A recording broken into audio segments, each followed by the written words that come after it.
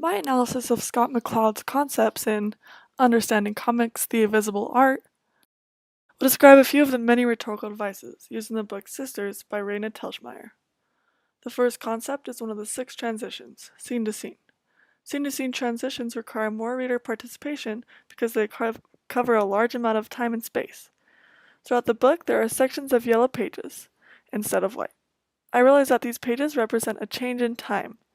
As you can see, the sister is angry and wishes that her younger sister had never been born.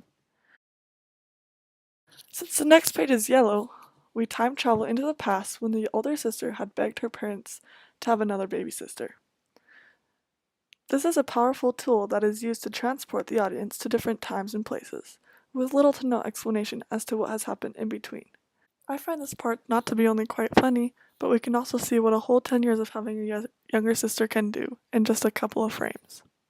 The second device that Mclound covers is motion within a time frame. With this device, we are able to see a whole movement of something or someone in just a picture or frame. This is Mcloud's interpretation. As you can see, there are 3 hands, and each of them is representing a movement. Here's an example of movement in my comic.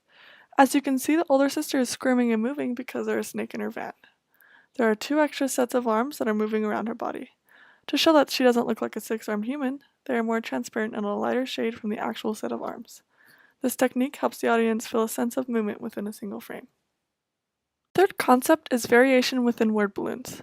The different shapes of the balloons represent different emotions that the character is feeling while he or she is talking. For example, the jagged edges represent excitement and screaming. The author has placed the balloon bubble outside of the building that the sister is in, exaggerating the loudness of her scream. Not only is it the shape of the balloon, but is also the size of the words in it.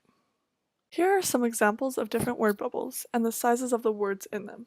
As you can see here, the mother is trying to talk to her daughter, but since the window of the car is open, she can't quite understand.